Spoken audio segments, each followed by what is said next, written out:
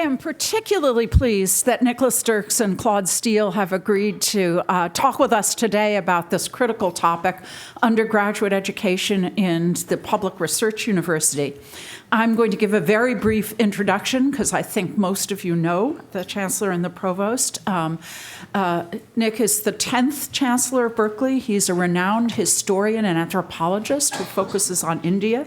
Before he came to Berkeley, he was Vice President of Arts and Sciences and Dean of Faculty at Columbia.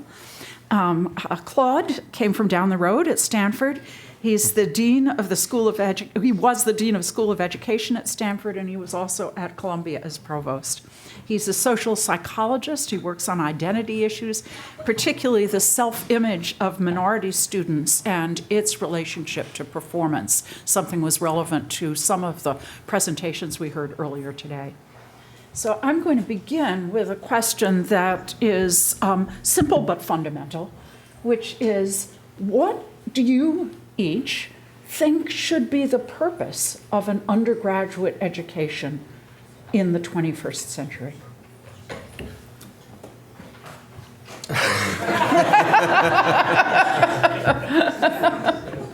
You usually go first, and then I get in your tracks. So let's keep that partnership going. Yeah, the first thing I want to say is I'm thrilled that Carol and others here have put the effort into creating this opportunity to talk about undergraduate education in the public university. For the last 3 years since I've been at Berkeley, and I came here, as Carol said, from Columbia, I have been thrilled to be part of one of the country's greatest public universities, to have the opportunity to lead it, but also to have to think through what it means to talk about a public university at a time that is very, very different, both from when public universities were established, for the most part in the late 19th century, although University of California kept spawning them. But now, and then of course, having watched the way in which they became so critical to the ecosystem of research universities in the United States during the 20th century, but now in the 21st century, a time when funding from the state would suggest that we're actually at least more than half public, if not more than that, and of course, with a whole variety of constituencies that demand from public universities ever more in every conceivable direction. But the focus on undergraduate education is central, and in my view, it's also central to the mission. It was central to the mission in the beginning. It's central to the mission now, and of course, the strength of a place like Berkeley. I taught not only at Columbia, I've taught at the University of Michigan. The strength of these universities, these great public universities, is that they've established top leading graduate programs, as good as any, and in some instances better than most in not only other universities, but in private universities. The challenge has always been how to create an opportunity for undergraduates, which both parallels in quality in terms of the experience and in terms also of the learning of what is available in smaller private, not just universities, but colleges. But how to do it in a way that also leverages the extraordinary strength of the university at large. And I think we'll have an opportunity to talk a little bit about that during the next hour. But in terms of what we are looking to do as educators for our students in this new century, I think I'd just say a few things. First, I think we are still tasked with the fundamental mission statement of the liberal arts and sciences. Mm-hmm. That is, of course, something that's evolved over time. I'm sorry, I keep going backwards in time. I'm a historian, so I do that. But it's evolved over time, and it's changed in fundamental ways. And of course, it's also become sedimented in very different kinds of resolutions in different universities. And so the history of undergraduate education and the theories of undergraduate education, in some sense, get displayed if you take certain institutions and you use them to, say, Columbia, core curriculum, started in 1919, ended in 1947. That's sort of what happened there. Brown, in some sense, going from the Harvard experience of introducing the elective and then stressing choice on the part of students. I went to Wesleyan University, which I went there the first year that both parietal hours were disbanded and distribution requirements were disbanded. And if you don't know what parietal hours are, you're a lot younger than I am. But the emphasis was on choice, was on the student crafting their own path, and of course then achieving their own end. But it seems to me that critical thinking is more important than ever, and I think most educators agree with that. And yet the question, of course, is what does that mean, and how does it get translated into a new curriculum and a new time? So one of the things we've done here at Berkeley as part of our undergraduate initiative, which we launched when I came here 3 years ago, and I've been working with some of the people here in the audience, and I've been struck by already how much has been done and the goodwill and extraordinary ideas that are propelling us towards, I think, what are going to be really important contributions to the discussion across public education. But what we've been trying to do is to find some things that we can introduce that students will have in common. And it's not so much content as it is a set of aspirations around areas of learning. And of course, the end really being the capacity on the part of students to continue to learn how to learn so that they will enter their postgraduate life with a capacity to continue to move through the dizzying pace of change taking place with respect to virtually all parts of our lives, whether you think about changes in technology, whether you think about the changes associated with globalization, whether you look at some of the challenges that we have from climate change to global inequality. And of course, flagship universities see themselves doing all sorts of things, but one of them is actually educating the leaders of tomorrow. So what does that entail? And the one substantive example I'll give of something that has been introduced by our faculty here is a pilot course that is growing both in size and I will say also in success around data science, data analytics. And the notion has been not so much to teach coding or standard computer science, although a lot of our students, of course, are seeking that education, but rather to teach a kind of critical numeracy, to think of critical numeracy as in some way an extension of critical thinking in an age in which so much of our knowledge world is driven by not just data, but very large sets of data, and very large sets of data that then get interpreted or translated into propositions about us as consumers, about us as citizens, about us as voters, about us as members of an urban community, us as drivers of cars in traffic, et cetera, et cetera. And of course, we know, all of us here know, because we work with data, that data is not, that algorithms that work with data sets are themselves interpreting those data sets. And we know that data sets have been constructed out of a non-neutral reality. That is to say, they themselves have a particular, take a particular slice of the world. And they take it in ways that obviously fact-based, we all talk about fact-based, evidence-based, but that have to be understood in terms of the constitution of those data sets as much as in terms of what you do with them. And we're trying to teach that to all of our students in ways that will then connect with how they envision their own interests and take their own electives. So I'll stop there. Do you want to add anything? Well, I'm a psychologist, and so perhaps my general thinking about that question is shaped by that perspective. I do see the college years as a developmental period in a person's life, and that in part we're, as institutions, tending to that development. And there are a lot of things you hope people gather. Critical thinking, some capacity at self-examination, some sense of where they fit in the larger world and what the larger world is, and what the values are that are critical to their lives and so on. So I do think there are a lot of skills that we think of that are very implicit, that a good university and a good university experience helps individuals to develop in a good way.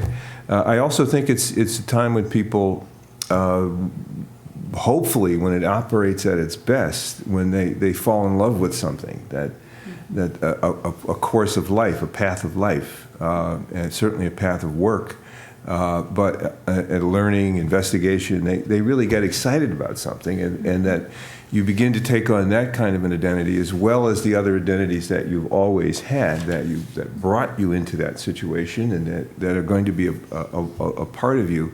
Something else gets added as a critical North Star for you.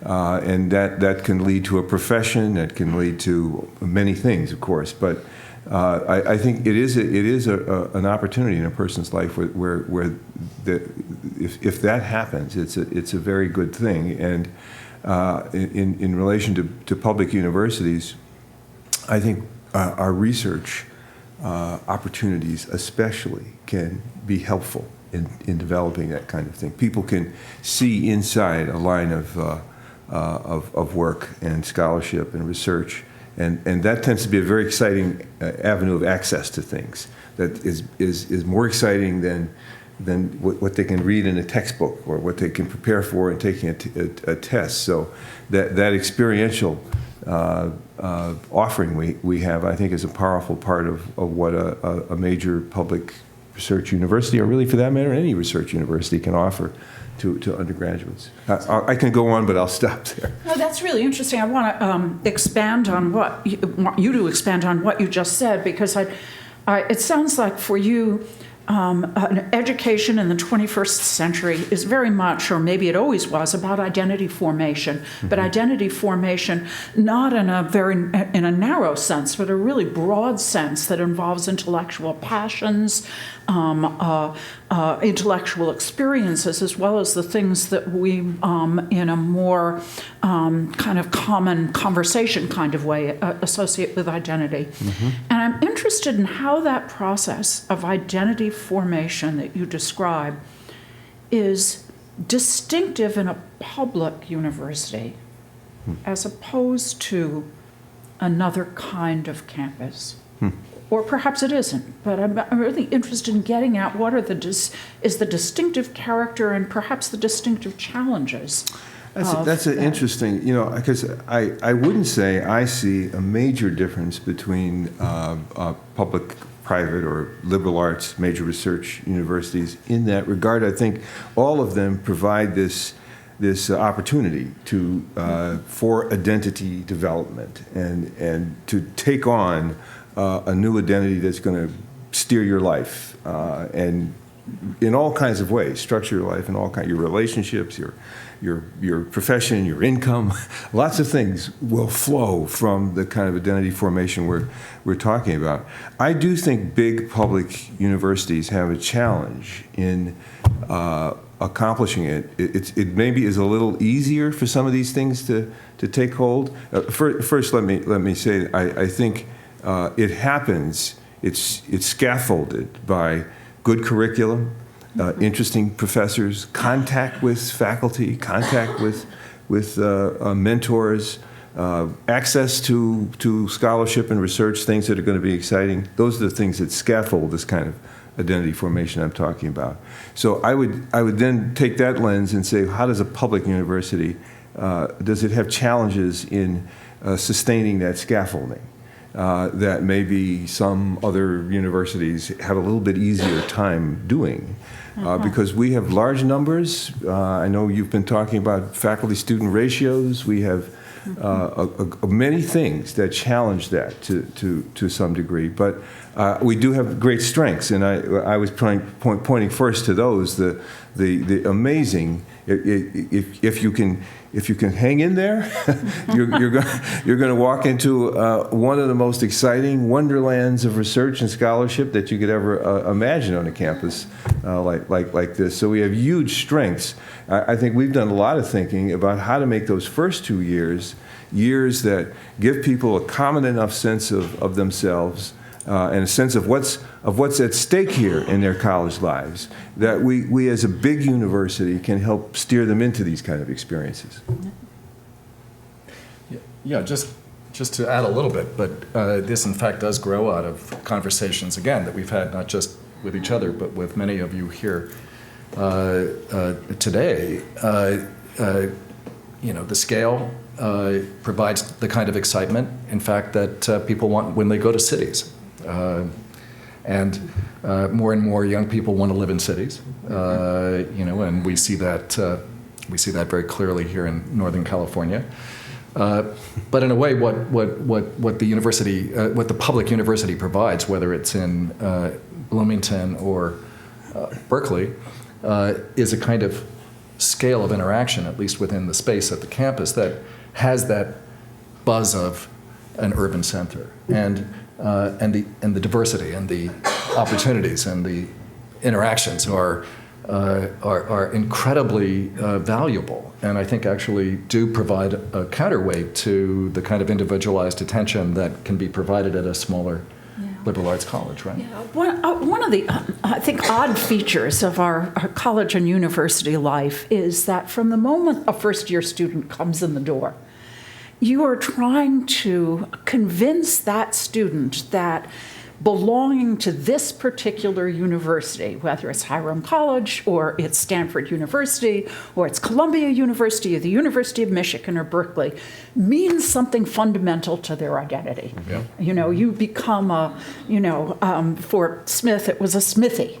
Mm-hmm. And I'm interested in what that affiliative moment means for a public. Is there something different in the identity that students either take on or you're asking them to take on when they walk in the door, as opposed to going to a Stanford or a Columbia? Is there something distinctive about the public nature of things, or not?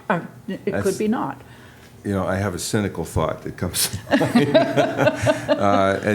At some universities, that forming that kind of an identity, a sense of that university being a part of who they are, and as a lifelong identity, it's part of the financial model. Of course. But maybe that has to become more the financial model here. And that's maybe a little different at Publix. Maybe that's a difference. We often talk about this. We do need to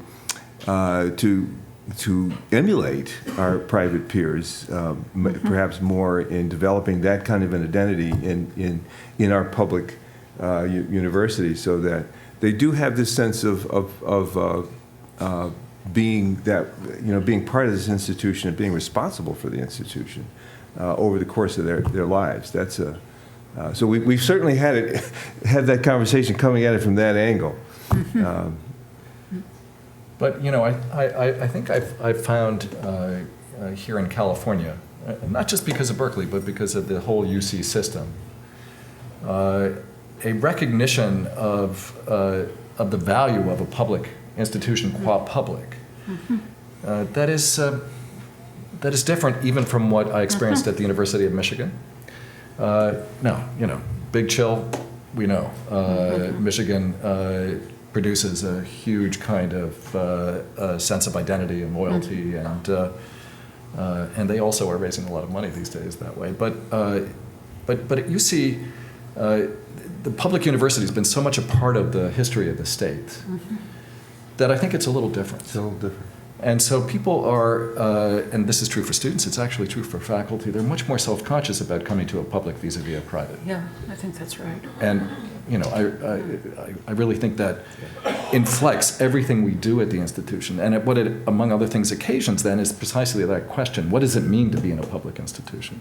And especially now, what does it mean, as I mentioned when I was reflecting on your first question, what does it mean at a time the state isn't really paying for it? Because students are providing through tuition the single largest revenue source for the operation of the university, even if it's a lower tuition than the privates.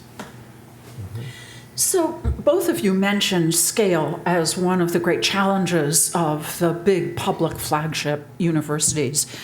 What are ways of mitigating the kinds of disadvantages of scale?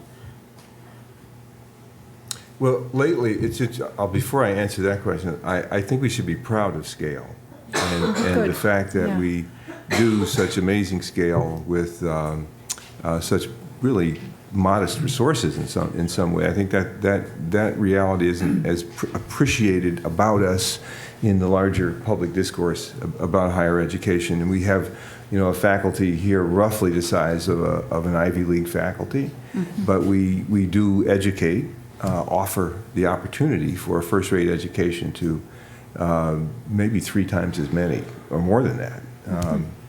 And we don't charge, 40% of them don't pay tuition. I mean, there's quite a story to tell about the achievement of major public universities and their efficiency at providing high-level education opportunities to students.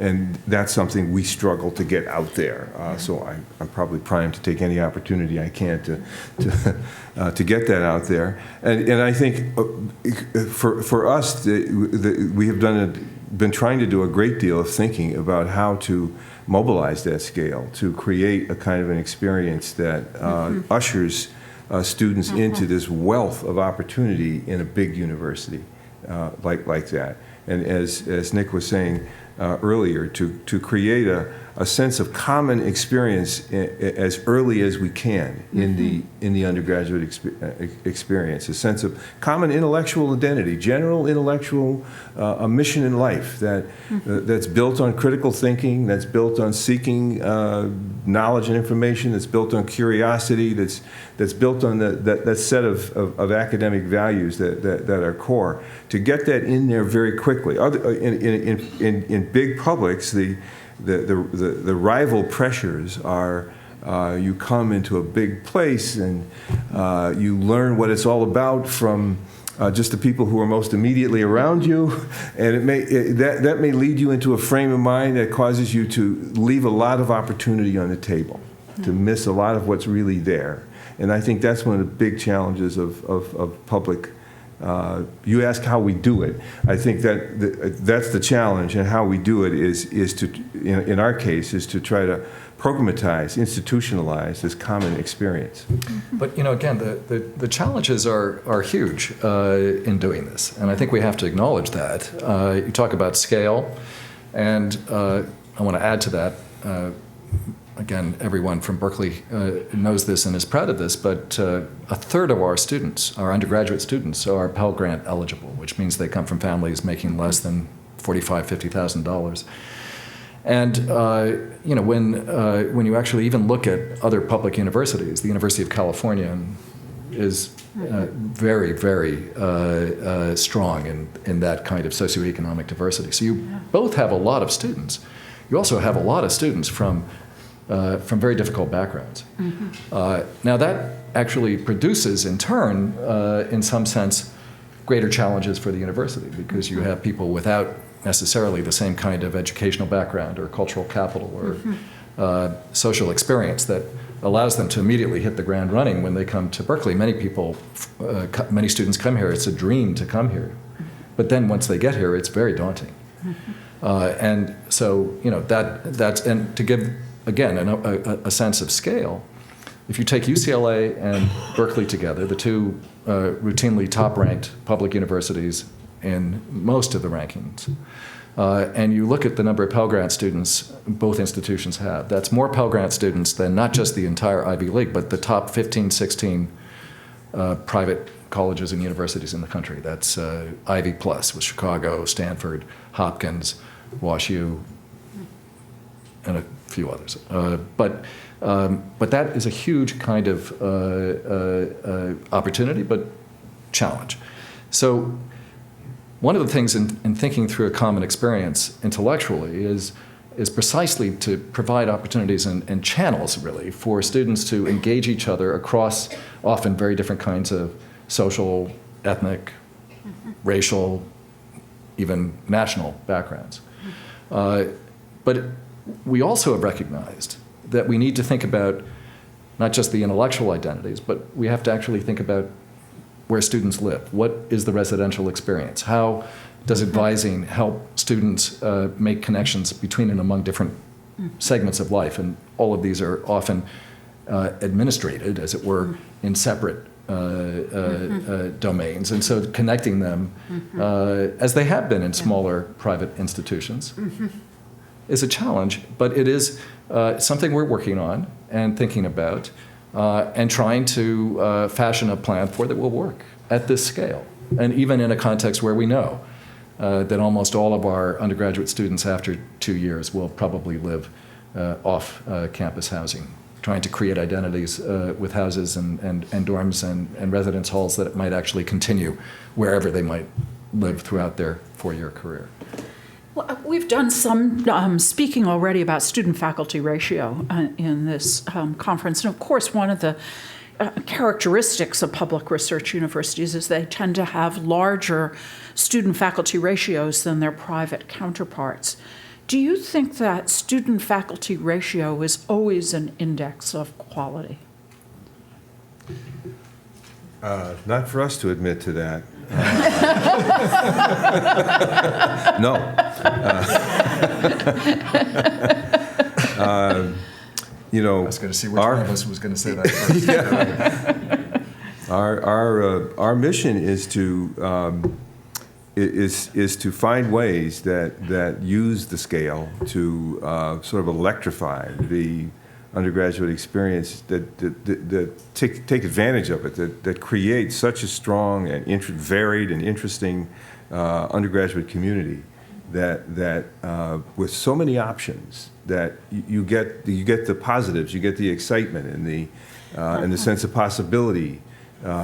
It's like living in New York, let's say, or San Francisco, or where there's huge scale that itself has a very inspirational, generative dimension to it, and we do feel that here. That in this is a big, powerful place with a lot of good energy, and our aim is to harness that in ways that make it not, because it's so easy to stereotype it as the alienating experience of a student in a class of 750 far away from the professor and with no sense of connection to it. And that's what scale is, but scale can be something else too. But we would like to have more faculty. There's not a department in the world that doesn't think it would be better if it wasn't bigger.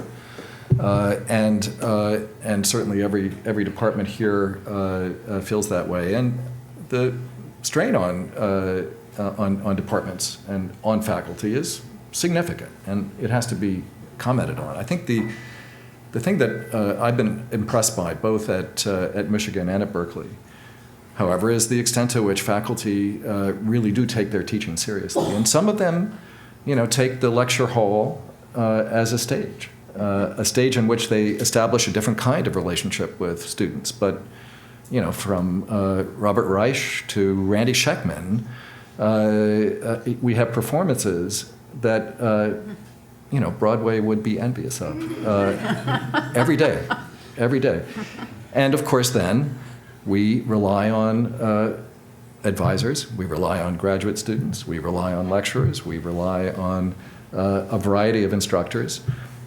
And we've been working very hard as an institution to provide training to all of those different groups and to engage them in the process of undergraduate education in a meaningful way. Now, the truth is that if anybody's from Harvard here, close your ears. But the truth is that a lot of students go to Harvard, and their primary interactions for the first couple of years are with TAs as well.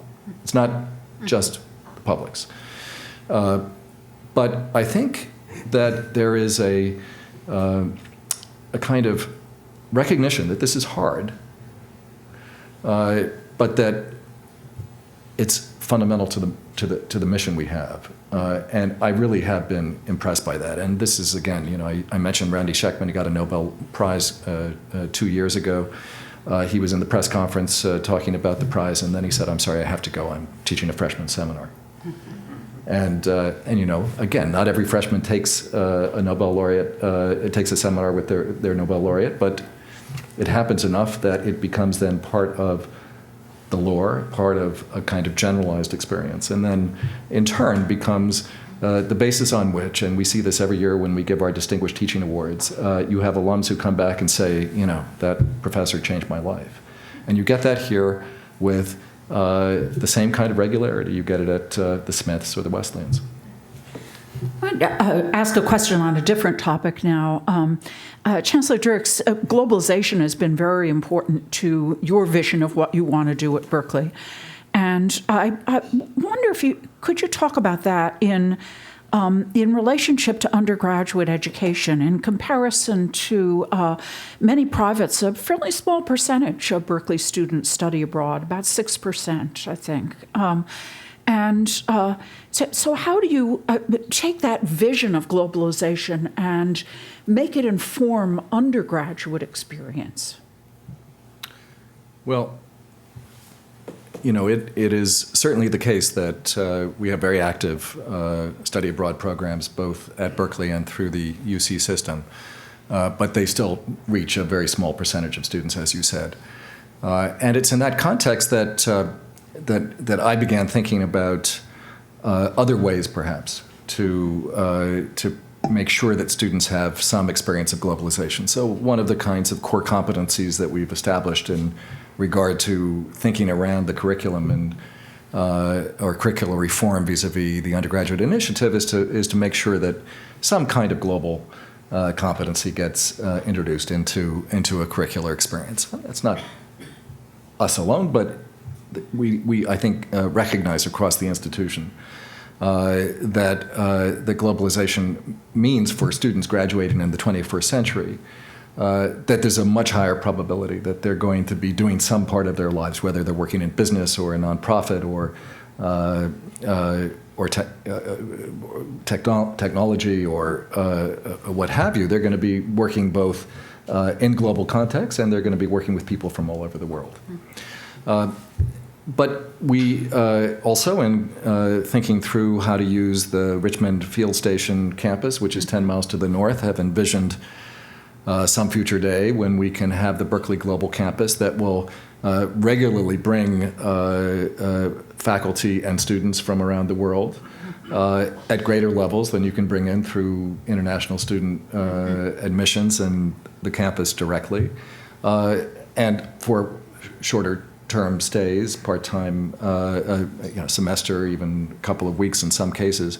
And in time, we hope we can introduce into the mix opportunities for our undergraduates to do everything from short-term courses to internships that will, again, confer on them international experience. But it will be a different kind of global study, say, than the year abroad in France. We still have the year abroad in that's great. But we have to think out of the box. But again, particularly at this scale, if we really want all students to have both some curricular exposure and some experience of the global. So the idea there is, if you work even as an intern with a technology firm that's thinking about scaling up in Southeast Asia, you have some serious way to engage the cultural, social, economic, political kinds of questions that would be part of that through the internship and its relationship to how we're both exposing students to and engaging them in courses with some of the critical global issues of our time.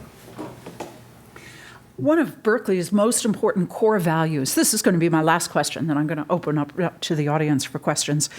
One of Berkeley's most important core values is diversity.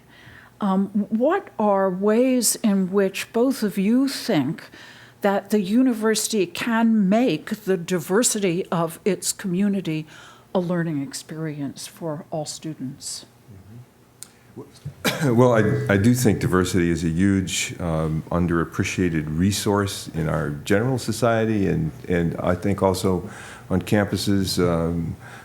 In my science, I've seen diversity of the scientists add tremendous breadth and depth to the science because people bring in different perspectives, and I like to help students see that is everybody's bringing something to the table and belongs in that regard, that your particular perspectives can be very helpful, very useful in expanding the enterprise of scholarship and research and the like. So I think there's a way to present it that can be empowering and help people really see their sense of connection to the enterprise.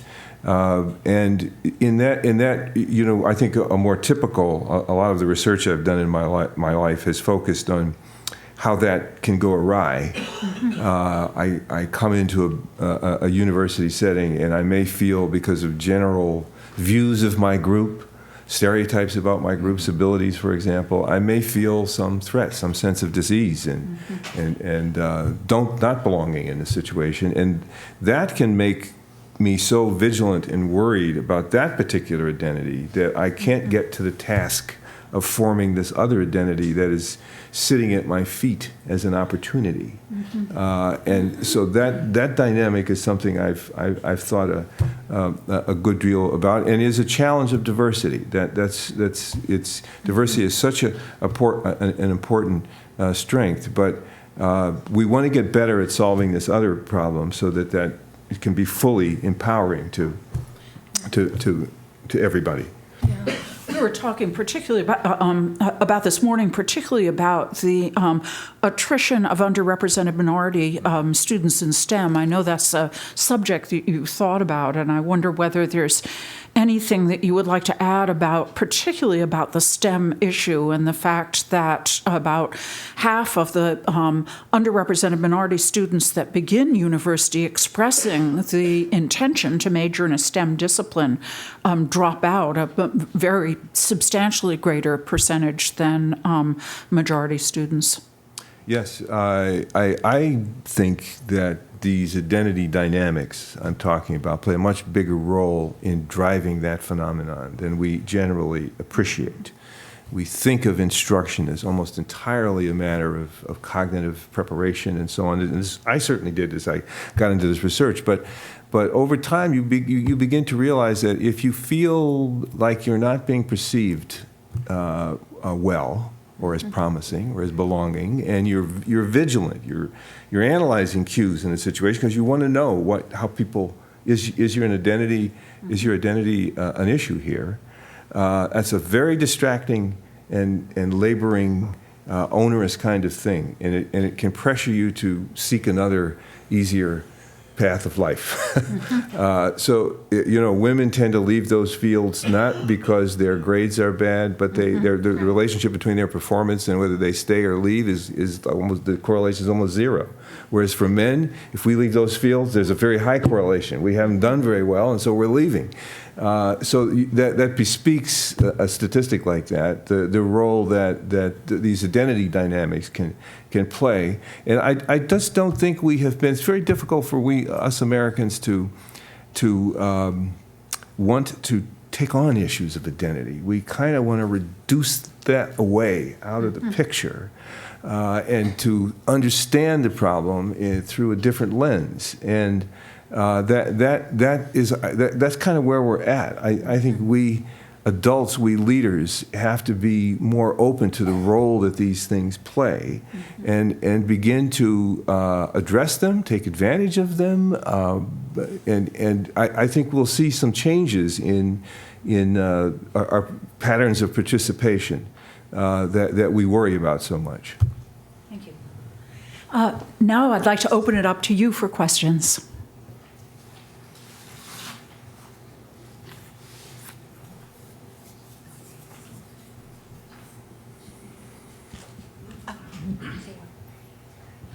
Hi, I'm Candace Till. I was abandoned by Claude at Stanford University after bringing me there. But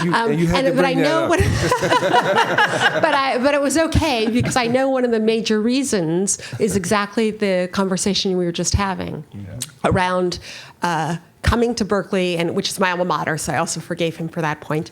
But coming to Berkeley to make it a model flagship university essentially for inclusive excellence. And I'm curious, in the time that you've been here, what kinds of actions have you taken to create that, and what have you learned from those actions that would be instructive to the rest of us that are trying to create environments of inclusive excellence? There's that drinking from a fire hose phase, which I think I'm beginning to get out of a little bit. So I offer that as an excuse for maybe not having made as much progress as one might aspire to. But I think both of us are that this is one of our primary priorities. We have focused a lot with Kathy Koshland, who's sitting there with an undergraduate initiative that is trying to put in place one concept, one term for it is a Berkeley College that will have both the kind of curricular dimensions that Nick was describing, but that would focus on pulling the undergraduates together in this new identity, forming an academic, more curiosity-driven, critical, to do more to concert that identity in our first 2 years of experience at Berkeley, and not let those 2 years of experience be sort of laissez-faire guided. And in that way, our hope is that we will begin to see some of these unwanted identity dynamics reduce in the impact, or lower in the impact they have on the course students take as they go through Berkeley. And in order to do that, there are parts of this initiative. In addition to curriculum, there are threads through it's a vertical program, so there are threads through the curriculum to the second, third, fourth year. That give people a sense of order and where they're going, and make that that kind of decision making easier. And then there are also things in the residence halls. We have them only for our first year here. They're in a dorm for our first year, and then they're dispersed. So we need to make that first year an experience where, again, this other identity becomes the common shared identity that makes some of these other dynamics less problematic in some ways. So I'm giving you theory more than what we've actually accomplished, but that's how we're thinking about it. Hello, my name is Sarita Alexander. I am staff here, an analyst after being an undergraduate and a graduate student here at UC Berkeley.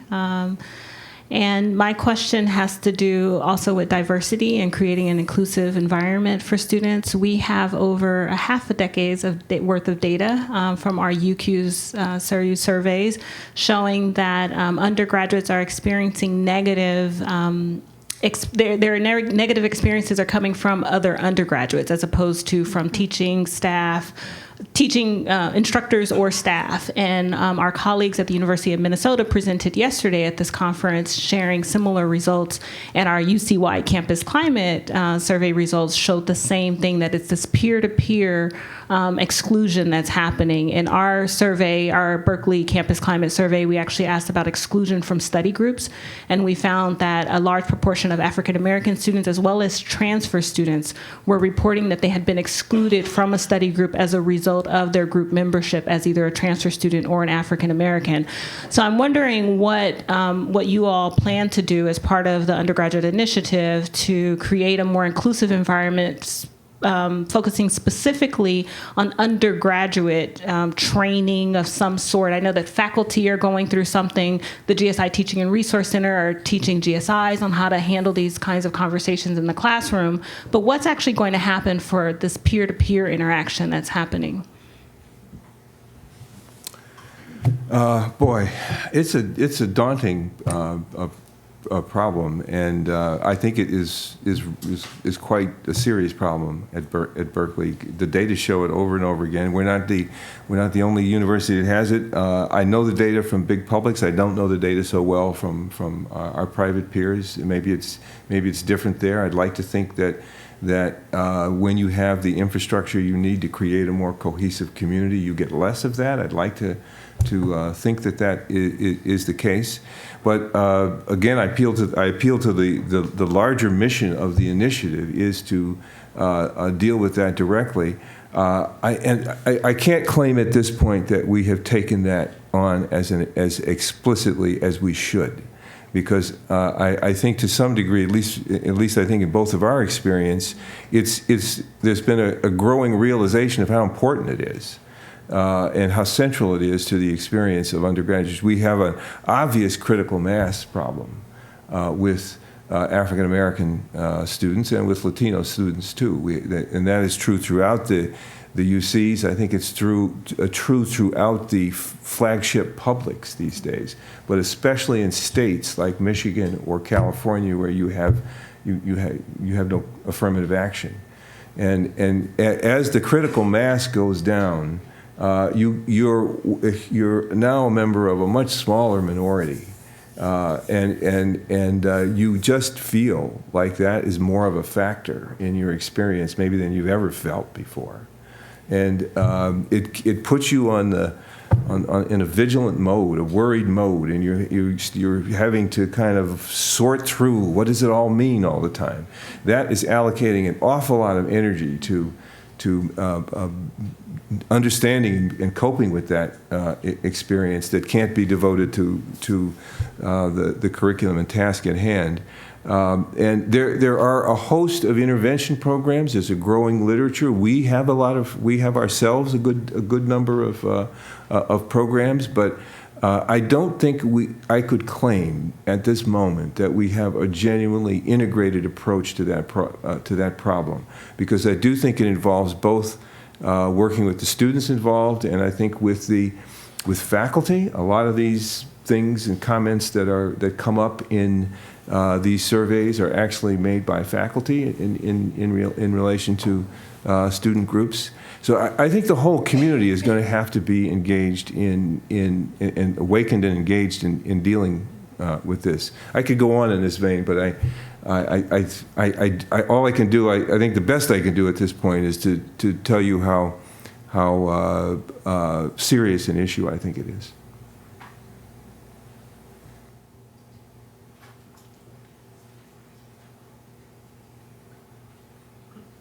Hello, my name is Matt. I'm a grad student. I also did my undergrad here, and I'm a proud transfer student. And the question I have in this whole debate we're having with the room is, how do we better bring in the transfer student experience, especially for students who miss really the first 2 years of our OSCE formation? Right. OSCE formation. I like that. I haven't heard that before. Yeah, just to go back again, most of you know this, but one of the parts of the master plan as it was constructed in 1960 by the university in partnership with, at that time, Governor Brown. Sounds good. Some things change and other things don't. But was the notion that we would aspire as a system to take a third of our students as transfer students. And it's been a remarkable achievement, and it continues. It's not quite 34% across the whole system. Berkeley is somewhat lower, but it's still a substantial number. And although, again, if you start looking at the actual data, you see that students who transfer to Berkeley actually don't come from all the community colleges. There are some in particular that are almost like feeder schools, and some, like Berkeley City College, which is right here in Berkeley, has programs that allow interactions of different kinds, students to begin taking courses up on campus, interns to work in the schools, and familiarity to begin to really be cultivated before the transfer moment takes place.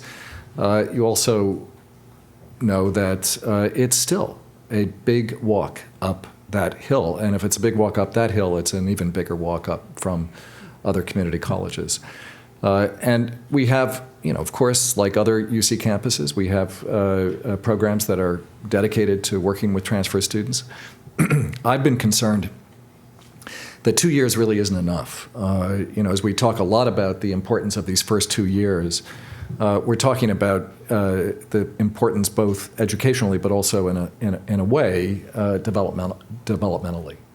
But they're both part of experiencing the breadth of this campus. And if you have to come and just insert yourself into your major program and do nothing other than what is necessary to fulfill your requirements in a 2-year period, you really are putting blinders on that make it impossible to take in even a fraction, as other students are able to do, of what's available more broadly.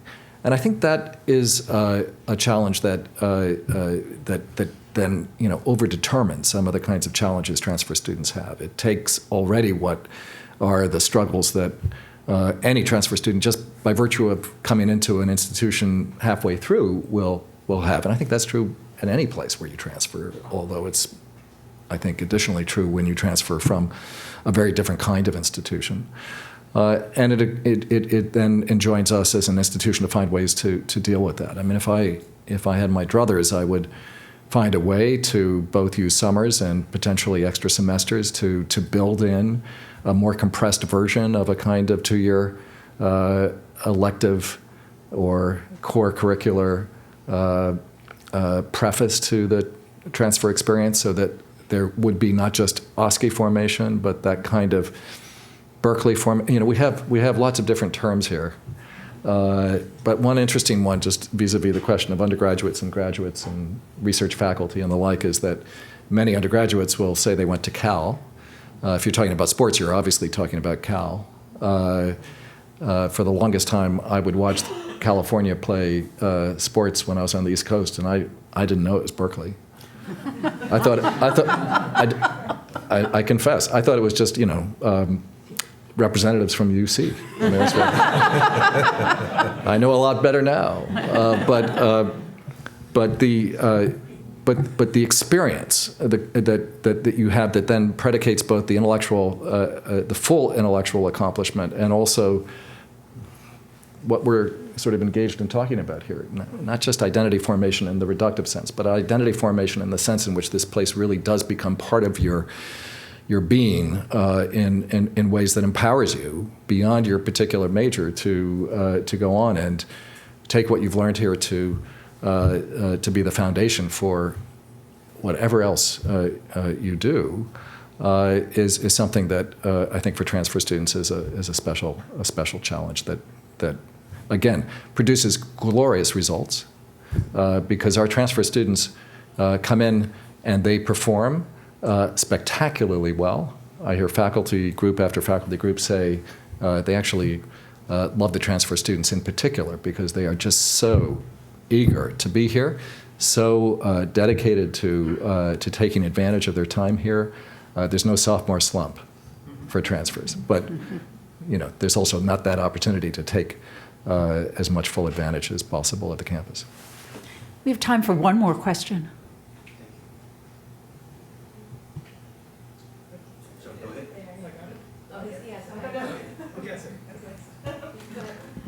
Who's on first? I was interested in your comment earlier about trying to create a microcosm of a large urban environment in UC Berkeley's campus. And this morning we heard from Michael Jackson at USC, who talked on one of his slides about specifically having USC use Los Angeles as a living and learning laboratory, an extension of the campus. And so I'm thinking about sort of this sort of town-gown relationship. You look at situations like in Cambridge, Massachusetts now, where between Harvard and MIT, they control more real estate than the actual towns do at this point. When you're on the border of a large urban environment like San Francisco, how much do you want to encourage the sort of cross and out of campus experience versus the in-campus experience? To fully leverage the community that you're in, I guess is what I'm trying to ask. Yeah, no, it's a great question. I'm sorry that I missed Michael's presentation about what USC has done, which has done so much in the world of undergraduate education. So I'm sure we'd have a lot to learn from that. But in terms of town gown things here, I'll start, and then Claude, you can perhaps add. But the town gown is already, it is in post-structuralist terms, always already part of the Berkeley student experience. It is. Students come here, for example, a third of our undergraduates engage in community service of some sort. And they come here in part to do that, because there's that kind of service mission that I think is so broadly shared. Students will not only engage in community service projects, they'll get involved in other kinds of things, including political activities, but they will intern to work in schools, both in Berkeley and elsewhere. And you find them, whether it's the Berkeley Project that dedicates several Saturdays of the year to just doing kind of chores around the community, to looking at Berkeley students who work in Berkeley High or Richmond High or high schools in Oakland, a real sense that they want to be part of the world. We have, as one of the dimensions of the undergraduate initiative here, we've been focusing on arts and design, and one of the things that we're in the process of creating now is something called a culture pass. And a culture pass is the idea that every student at Berkeley will have ways to take advantage, not just of cultural performances, exhibitions, events of different kinds on campus, but in the broader Bay Area as well. And it's a way to get students out. It's a way to make sure that there are experiences of the arts and, more broadly speaking, design as well. But that's a wonderful way to engage the resources of the community more broadly. And of course, the Culture Pass is trying to make that as inexpensive as possible for all of our students by a combination of subsidization through fundraising with basically block tickets being provided at very low cost by presenting organizations that engage us in a long-term relationship. But again, that's just two examples, I think, of where we are as a community. But I do think that for many students, the town is really just as important as the gown. Claude, do you want to add? Well, this is, I think, one of the strengths of a great big public university in an urban area, Oakland, Richmond, San Francisco, is the membrane between the community and the university is pretty thin here. And our students live out in the community, and their values are shaped by that community as much as by the university often. And so you have a sense of the DNA of a place like this being pretty enabling a very easy movement back and forth between the inside and the outside of the institution. Sometimes we wish we had more ability to hold them in and do some more of the socialization ourselves, as opposed to having the broader world do it. But I think the publicness of this place, and this is a site of Berkeley's campus, interesting to me coming here, is thought of locally and regionally as a site where the public can express itself. And the public shows up to do that on a pretty regular basis.